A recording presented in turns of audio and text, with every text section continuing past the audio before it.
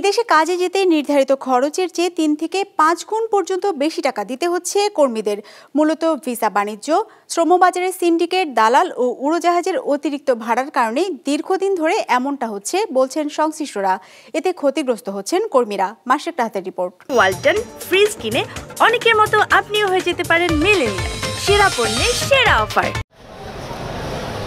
ধার দেনা ও পৈতৃক জমির কিছু অংশ বিক্রি করে ৪ লাখ টাকার বেশি খরচ করে ওমানে কাজে যাচ্ছেন নাজিম উদ্দিন। অথচ দেশটিতে যেতে নির্ধারিত খরচ ১ লাখ টাকার মতো।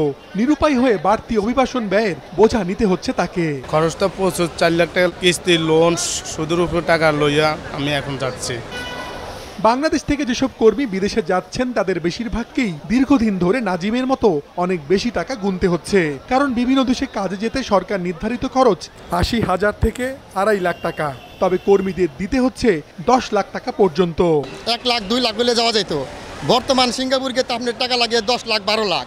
এই টাকাটা নেই কে? আমাকে পাশের দেশ ইন্ডিয়া থেকে যাইতে গেলে মাত্র ২ লাখ টাকায় যাইতে পারে, আর আমাদের ৫ লাখ ৫.৫ লাখ টাকা লাগে। আমরা অন্যান্য দেশের তুলনায় বেশি টাকা খরচ করে যায় এবং বেতনটা কম পায়। বিদেশ থেকে কর্মীদের জন্য ভিসা কেনার অসুস্থ প্রতিযোগিতা ও অভিবাসন প্রক্রিয়ায় মধ্যস্বত্বভোগী যুক্ত হয় অভিবাসন খরচ বেশি হচ্ছে বলছেন সংশ্লিষ্টরা। একটা কাজ প্রকিউর করি, আমাদের মধ্যে অন্যরা যাইয়া সেখানে এটাকে ট্রেডিংয়ের জন্য পর্যায়ে চলে যায়। যখন ট্রেডিং হয় তখন তো সেটা একটা আনইথিক্যাল কম্পিটিশনের মধ্যে, যখন আনইথিক্যাল কম্পিটিশন হয় তখন কিন্তু রেট অটোমেটিক বেড়ে যায়। মিডলম্যান প্রথাটা যদি আমরা রহিত করতে পারি তাহলে আমার বিশ্বাস আমরা আরও অনেক কম ইয়েতে লোক পাঠাতে পারবো।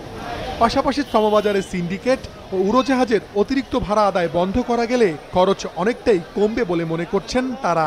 সেন্ট্রাল একটা ডাটা ব্যাংক করতে পারি, সরকারের নিয়ন্ত্রণে থাকবে। যারা বিদেশ যাবে, বিশেষ করে মালয়েশিয়া যাবে, তারা এই ডাটা ব্যাংকে রেজিস্ট্রেশন করবে। সেই রেজিস্ট্রেশনের মাধ্যমে আমরা সেই ডাটা ব্যাংক, সরকারের এই ডাটা ব্যাংক থেকে আমরা কর্মী নেব। ওয়ার্কারেরা ব্যাংকের মাধ্যমে জমা দিবে এবং আমরা সেখান থেকে আমরা কালেক্ট করব। তাহলে অতিরিক্ত টাকা নেয়ার এবং দেওয়ার কোনো সুযোগ থাকবে না।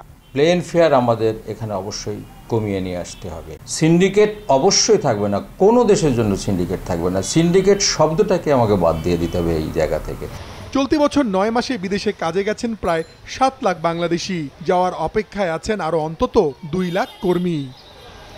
মাশরেক রাহাত, বিজনেস রিপোর্ট, মাছরাঙা টেলিভিশন।